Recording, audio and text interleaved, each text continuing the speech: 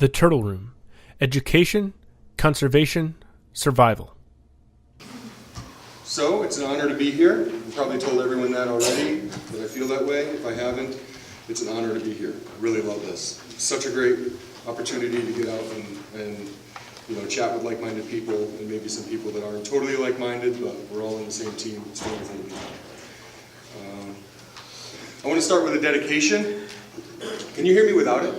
Yeah? Yeah. No. I'm loud, right? No? Yeah. No? Okay.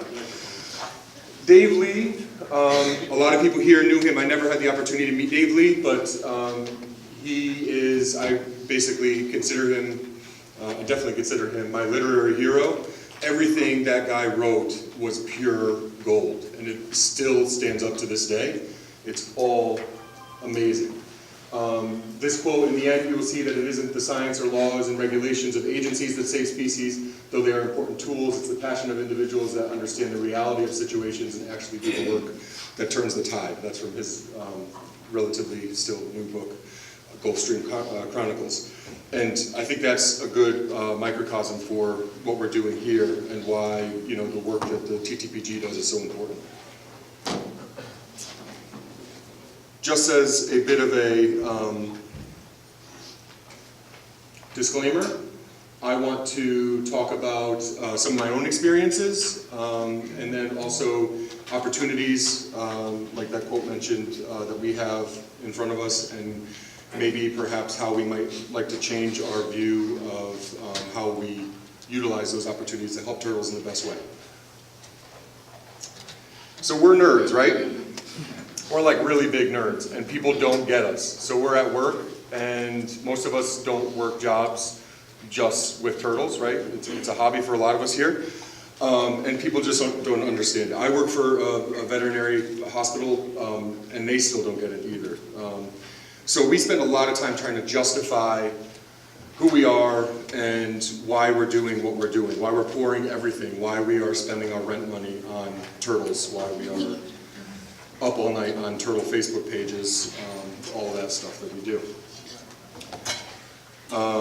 I just wanted to show this picture. I'm going to make fun of Krispies a lot. I'm really excited that it's his first year here, and as I was making my presentation, I just felt myself getting more excited about that. So there's a couple photos of Chris in here. So you see, this is just basically a couple examples of turtle nerds in their natural environment. I don't know what's up with those shorts, the blue ones, but you'll see that that's a theme throughout the talk. I have a weird thing about weird shorts. So for me, I started off trying to justify what I was doing. I had a lot of morphs. There's nothing wrong with that if you're keeping morphs, but I wanted to keep stuff that other people didn't have. And a lot of people try to do that, right? You want to have something that your neighbor doesn't have. You want to have something you think is cool, and other people are going to think is cool. So that's kind of where my journey began, like taking it to a next level.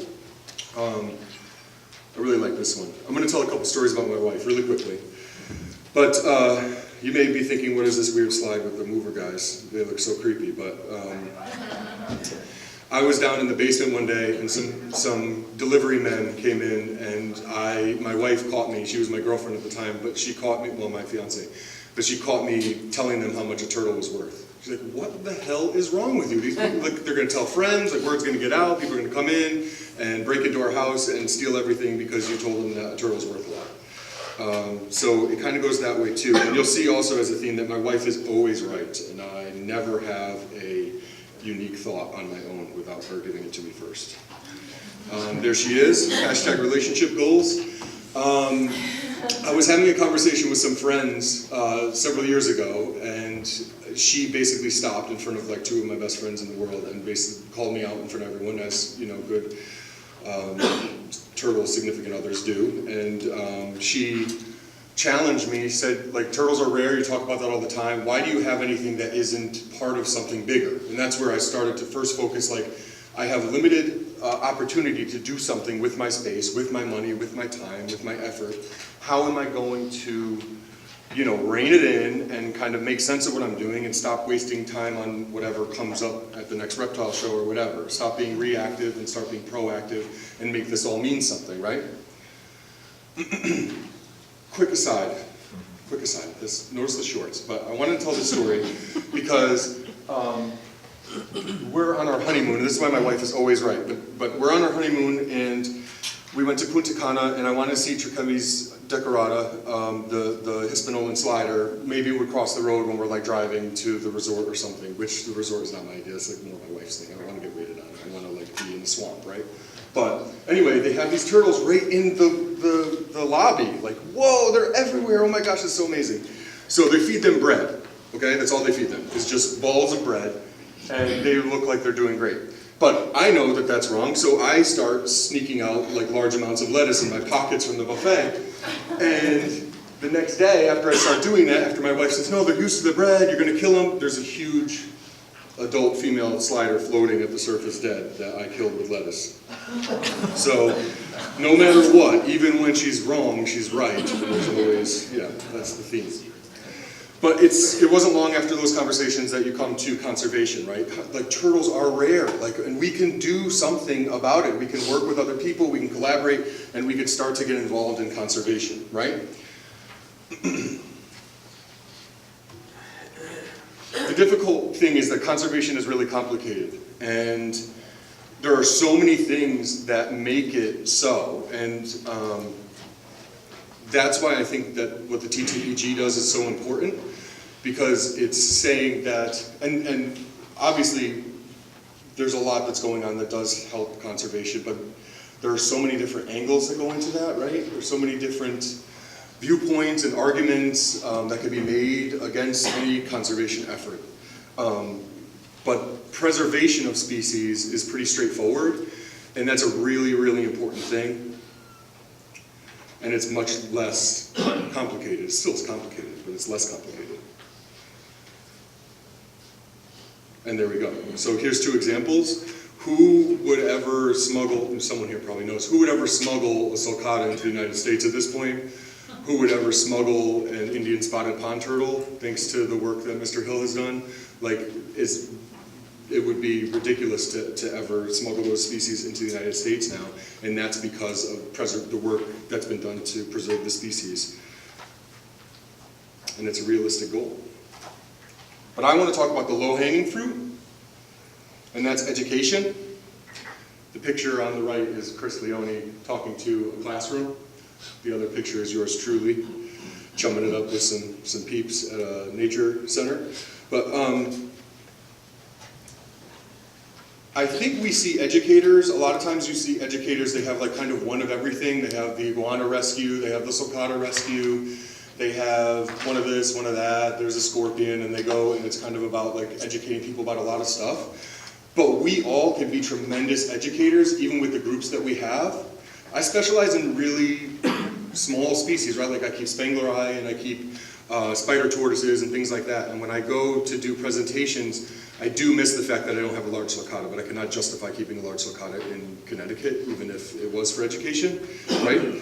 So it would just take up too much space. And the amount of room that you could keep a large alligator snapping turtle or a sulcata, I could keep, 30 of a smaller species. And actually be breeding them and working towards preservation and education at the same time. And it really does work. It goes over pretty well. I'm going to talk about a few examples of opportunities that we have, just a couple like case studies quickly that I think are kind of telling for what opportunities we have, what we can do.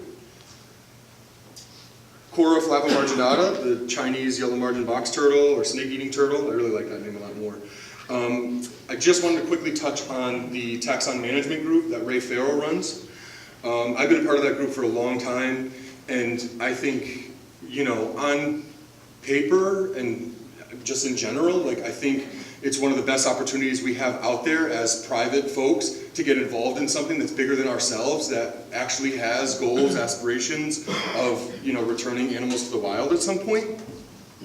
To give you a timeline, in 1978, he starts working with them when some are taken from a market where they're confiscated from a market. 26 years later, the TMG starts. So 26 years is a long damn time. 26 years of being a parent and your kid has already gone to college, come back, and left again. That's a lot of time, right?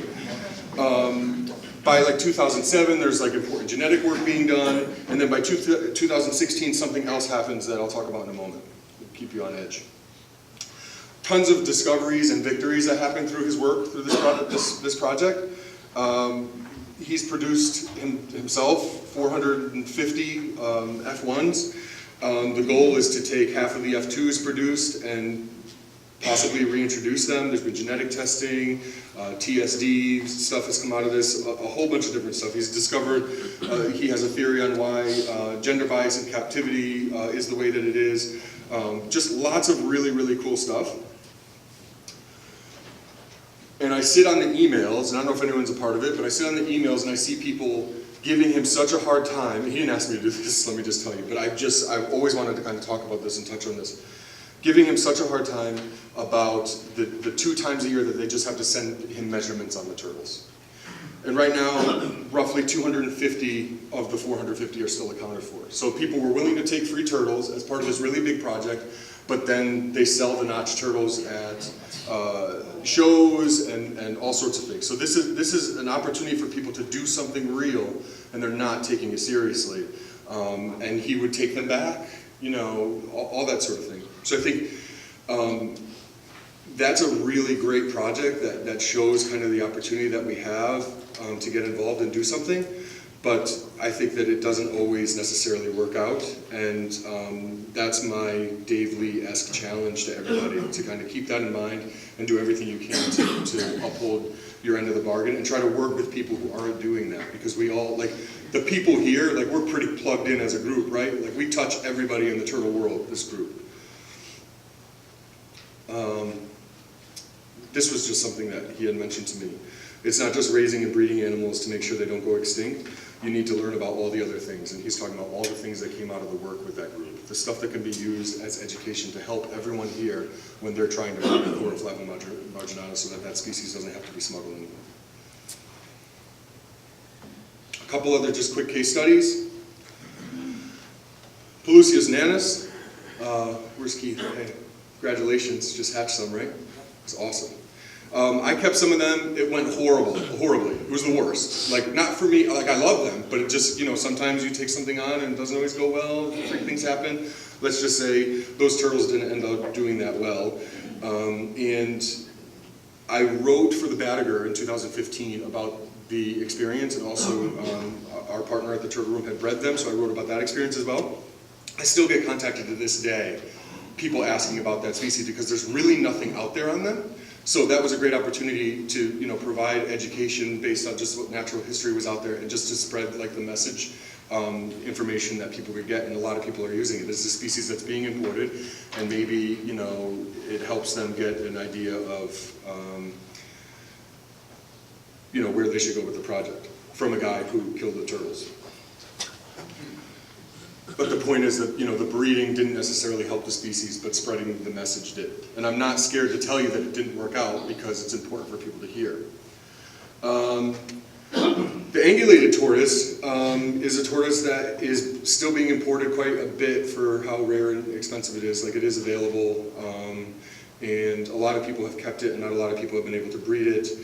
Krispies, that guy who's in my presentation a bunch, has hatched them, and through sharing of information and people being good enough to give him ideas and share with them what's worked for them in their experience, he sanded the ends of the egg, and the tortoise hatched finally.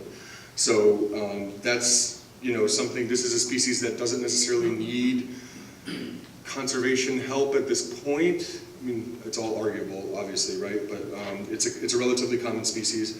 But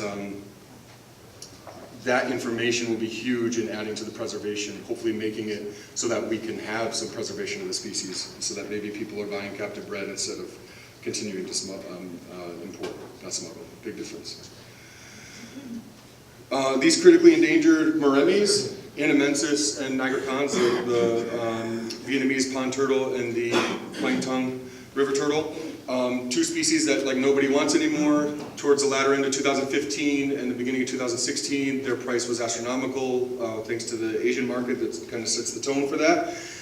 And everybody all of a sudden wanted them and was upset, myself included, that I never got them. Oh my gosh, I lost my opportunity. I learned a lot through that process. Obviously, I was being silly, but The price has come down a ton again. I think these are tremendous educational animals. So everyone who does education is out there with sulcatas and alligator snappers, and I understand those are really important, but we complain all the time when we go to the zoo about how it's all about the megafauna and not about the turtles. This is a great example. I think when you hold up a turtle that's functionally extinct in the wild, people are like, how are you even allowed legally to have that? And you're like, there's no laws against this. Like, it's, they're everywhere. Nobody wants them. So I think that's an opportunity. I think people look at it as, well, it's not necessarily going to use your term, Charlie, like blow anyone's skirt up that, that you have this. Sorry, that's insensitive. Reef's turtles. They make great pets, and I think they have a lot of educational value for that reason. They were moved around a lot in Asia, so you're not necessarily going to send Reef's turtles back. So conservation is complicated, more than complicated. But they're great for education, and they're obviously cheap, they're available, and I think that a lot of people should be told that Reef's turtles are a good option as a pet turtle for them. And I think for that reason, and that it's an endangered turtle as well, so you could teach kids about, endangered species, that sort of thing. And then, of course, a personal favorite, Geomyda japonica, the Ryukyu black-breasted leaf turtle. This is a really interesting one, and just to bring it, this is the end of my presentation, but just to bring it back to Dave Lee, he wrote an amazing article that changed my life about basically the guise of conservation, using that to justify what we want. So I want Geomyda japonica, so I'm going to get them and help conserve the species. But Japan never let them out legally, generally, never let them out legally, and they're not going to take them back. So there is no conservation value, but I think because of that story, I think that that's a good lesson to be learned by people who are involved in the hobby, so that they can kind of really look at something, for what it is and educate themselves on the entire story, and then say, okay, this is why zoos don't have japonica. And if I want them, I better come up with a different reason why. Because again, we're trying to justify why we want something, justify what we're doing, and so forth. Thank you. And I end my presentation with Krispies being harassed by my daughter.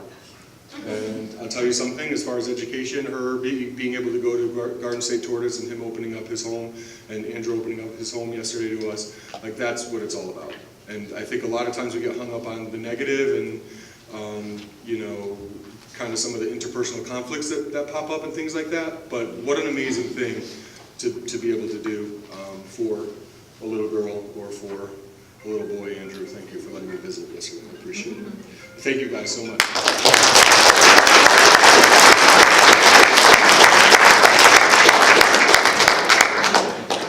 Sure. Hi. Great presentation. Just why do you think that there's a great deep divide between the zoos and the hobby, the industry, as far as species conservation and preservation? Great question, thank you.